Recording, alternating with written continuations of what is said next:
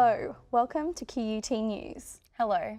Leading this bulletin, new disaster relief for Indonesia. Australia is to provide $5 million and medical staff to help victims of the earthquake and tsunami. More than 1,200 people are now believed dead. The death toll seems certain to climb even higher, and those surviving need urgent help. Palu residents have turned to looting, desperate for food and water. And they face disease, which is why Australia is now sending doctors. That is 54 medical professionals from Australia in Indonesia establishing a temporary emergency and surgical care field hospital. Senator Payne has been in contact with her Indonesian counterpart, and Prime Minister Scott Morrison is talking to President Joko Widodo about further support from the RAAF. Things like shelter and water, hygiene kits, generators, those supplies are currently in Australia and will be transported by ADF C-130 to the location. Many of the relief and rescue teams have finally reached badly hit districts near the epicenter of the earthquake. Still, many people haven't stopped looking for missing loved ones. I haven't found them yet. I've looked around at refugee camps and also at a place where they were sighted, and there's no sign of them. Emergency services will be working for months in the devastated area. Norma Hilton, QUT News. After 18 years, the GST on women's sanitary items will finally be ditched. The move will lower the price of products once deemed a luxury item. From January next year, the 10% tax on tampons, pads and other sanitary items will be removed. This is a long overdue reform which will put more money into the hip pockets of Australian households. There is widespread support to remove that tax. The cost to New South Wales is around $10 million a year, but for a good cause, and I think it's something that should have been done some time ago. But it's not the only movement on GST. Treasurers from across Australia will meet in Melbourne next week to discuss the federal government's GST payments to states. The existing system was not sustainable in the long term and its integrity was threatened. The Commonwealth will add $9 billion to the GST, offering more to Western Australia, which has lagged behind other states in funding. Queensland's Treasurer doesn't think that's fair, saying the state will lose hundreds of millions of dollars in the new carve-up. The Commonwealth is unconcerned. What we've come up with is a better plan that will leave every state and territory better off. Georgie Nichols, QUT News. A council worker mowing a park in an upmarket Sydney suburb has found a woman's body. Police are now investigating the cause of death. Buffalo Creek Reserve is usually a hotspot for families and children, but today it was the scene of a grim discovery. Police were called to the park at Hunters Hill in Sydney's north this morning after a woman's body was found. Body found in a park near a main road, and we don't have a cause of death. Drag marks of up to 30 metres were seen near the body, but police are yet to determine whether the two are related. The woman has not yet been identified, but police are looking at the possibility of her death being a domestic violence incident. Definitely suspicious, and like I said, being investigated by Ryde Police Area Command and the Homicide Squad. The park is now a crime scene as investigations continue. Jack Jones, QUT News. Queensland's emergency services have unveiled a strategy for using volunteers in natural disasters. Thousands of residents may be asked to help during floods, fires and severe storms. Whenever there's an emergency in Queensland, there's no shortage of volunteers willing to help. It allowed me to get to know people, what the area was like, and give something back to the community. Definitely just to help out the community. Emergency Services has now surveyed thousands of volunteers to find out what they need. We found a desire for more leadership training, better communication and more development within QFES. The good news? The survey found 79% of volunteers are satisfied. The Minister says Queensland has benefited from a strong emergency services culture for decades. The movement now is to continue the conversation with our volunteers and build on what we have. This is a great platform. We want to make it even greater again. 2/3 of emergency services workers are volunteers. They make an invaluable contribution to the state, saving lives and saving taxpayer dollars. Those volunteers could have a tough summer ahead. Unfortunately, this year has been an extraordinary long fire season already. It started some 6 weeks prior to when we expected to, and it will be a longer season at the end. Liam Morton, QUT News.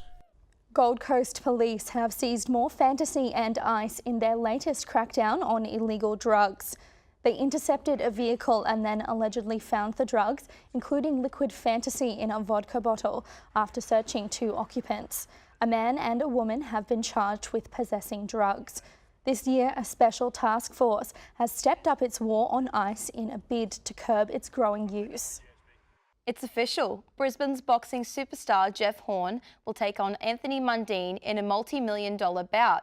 They'll draw thousands of fans to Suncorp Stadium in November. It's a fight that's been on the cards for some time.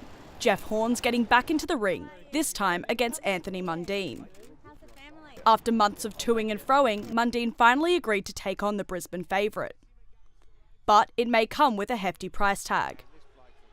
Horn's team had Mundine sign off on a unique financial penalty system. If Mundine comes in over the 71 kilo limit that's been set for this fight, the first kilo is worth $350,000. Every kilo after that is worth $500,000. But regardless, Horn's trainer Glenn Rushton is confident about his boy's chances. My job is to take the Hornet and turn him into this fight into the Super Hornet. He will be bigger, he will be better, he will be stronger. Queensland Premier Anastasia Palaszczuk backs the bout.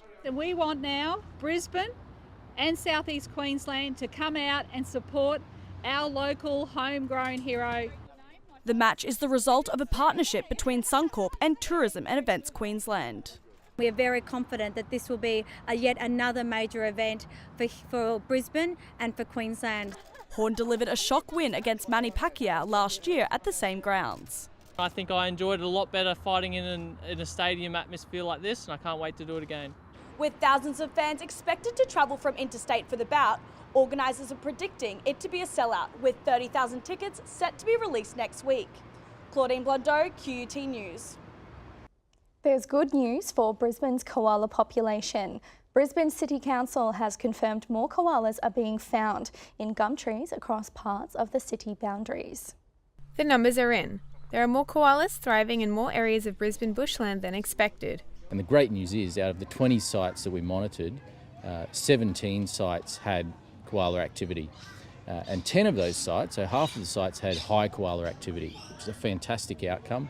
Researchers from QUT use new heat mapping technology via drones to help locate koalas in the wild. When we fly over an area with a drone, what we can do is count the number of koalas in that particular area. And we're getting up to 100% accuracy at the moment using that system. The highest numbers of koalas can be found in bushland throughout Mount Cootha Reserve, Toohey Forest and Burbank. There was little or no koala activity in Kurrabi, 17 Mile Rocks or Doolandalla. This information helps us to acquire more bushland in the right areas so that we can protect koalas. The data will also be used to track migration and genetics. Council's koala research here in Brisbane has been helping ensure a future for our cuddly friends, hopefully boosting numbers in South East Queensland wildlife corridors. Amy Wilson, QUT News. Looking again at our main story, and Australia commits $5 million and medical staff to tsunami-hit Indonesia. And still to come, eat a water bottle a day to keep pollution away.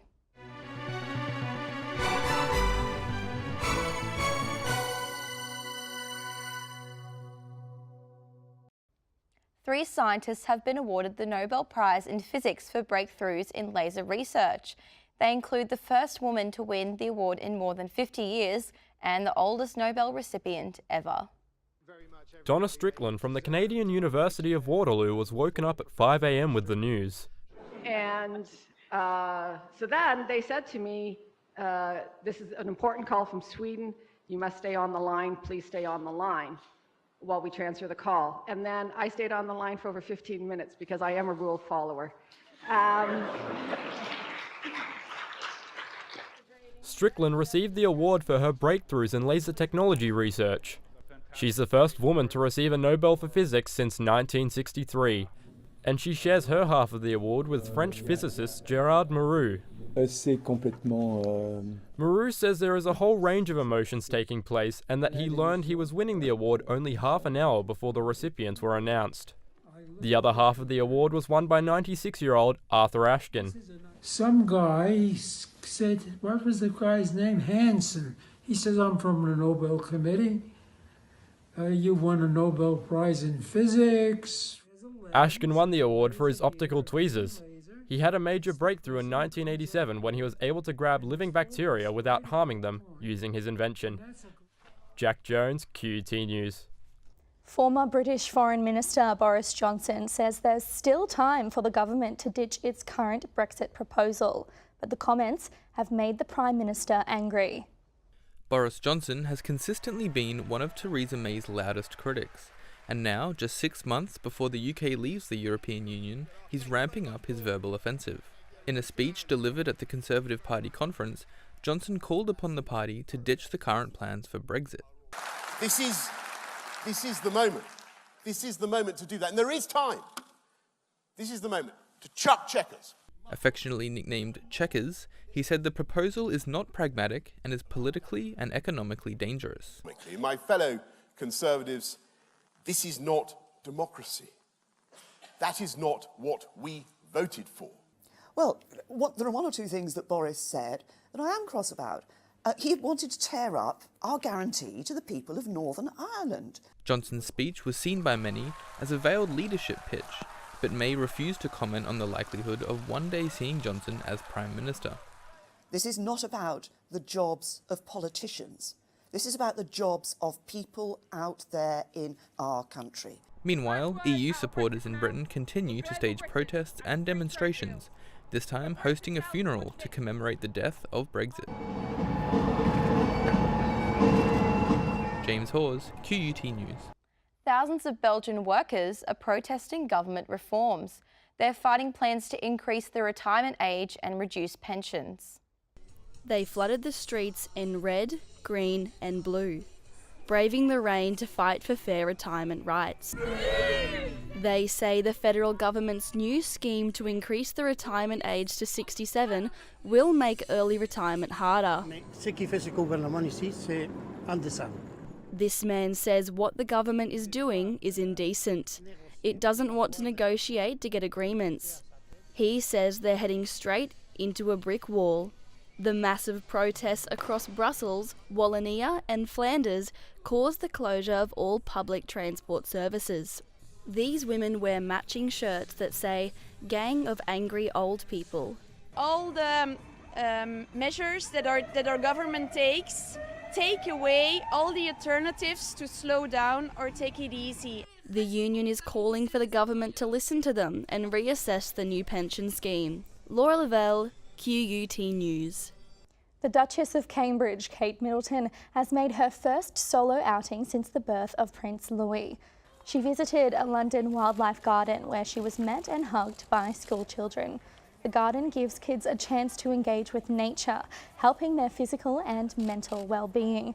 Ms Middleton gave birth to her third child with Prince William in April.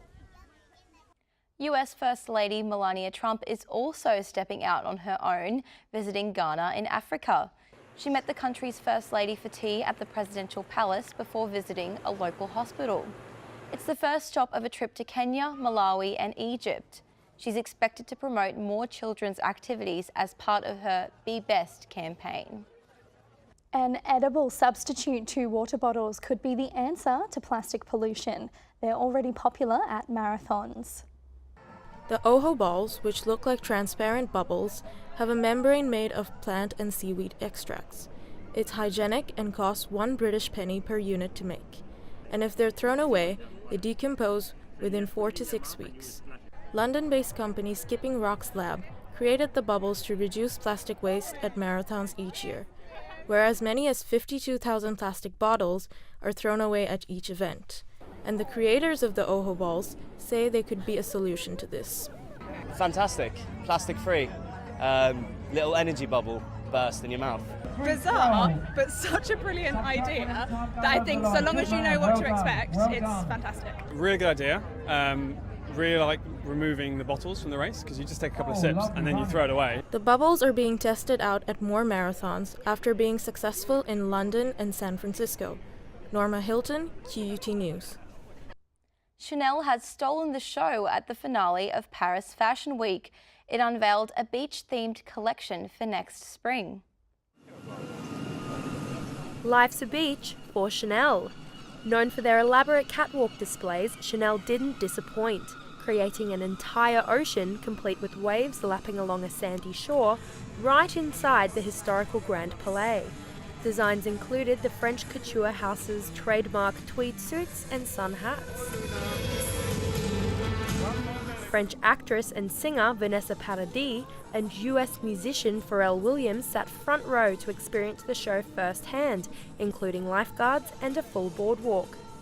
85-year-old creative director Karl Lagerfeld graciously accepted waves of applause alongside fashion studio director Virginie Viard at the end of the show. The beach-themed collection will be made available to purchase online soon. Georgie Nichols, QUT News. The NRL has announced a new interim captain for the Kangaroos. Greg Inglis has been suspended for 2 games after a drink driving charge, and vice-captain Boyd Cordner will take over. Test coach Mal Meninga made the captain's call this morning. Inglis is out for 2 test games, but not dumped for good. And that's partly because Australia's head coach believes Greg Inglis has handled himself well since he was charged. I thought he showed really good, strong leadership skills yesterday and coming out and fronting it up and being accountable for his actions. Mal Meninga believes Inglis had a lapse of common sense. He stuffed up, he's made a poor judgment, error of judgment, and he's paid the price for it. It's been reported that Greg Inglis went back to his hotel for a sleep after the Curry Knockout competition in Dubbo, and that he didn't drive for another 11 hours. Meninga believes Inglis made an honest mistake. I believe said it was an error of judgment, because he didn't want to. He was generally thought he was sober, getting behind the wheel. Inglis is now looking forward to the matter being resolved. Once again, I'm very apologetic, and hopefully this can get resolved and we'll move forward from there. James Hawes, QUT News. Australia's biggest supercar race, the Bathurst 1000, is fast approaching. Teams are now spending hundreds of thousands of dollars fine-tuning their cars in the hope they won't fail or crash. Enthusiasts see it as Australia's premier race car event. It's set to draw crowds of more than 200,000 people to the quiet country town of Bathurst. Supercar star Will Davison has had 2 previous wins there already and now wants one with his brother as co-driver. I get more nervous watching my brother race, wanting him to do well than myself. So, I would just love to share that moment with him more than anything in the world. The brothers say they're quietly confident it'll be the highlight of their career. We're pushing 100% and we're aiming for a podium, all things going well. Another forward driver, Mark Winterbottom, has so far had a challenging year. But he's also a former Bathurst champion and believes that's essential experience. I've had a lot of years there. I've had highs and lows. I know what it takes to win. I know what it takes to fail. So hopefully we get it right, get a good result and get on that top step. Tickford Racing is one of the biggest competitors this year, entering 4 cars. There are 16 events in the supercar rounds, but Bathurst is the one drivers say they want to win most. Practice sessions begin tomorrow. Laura Lavelle, QUT News. The weather details are next with Tom Copley. And a tall ship's fun endeavours on a trip to Brisbane.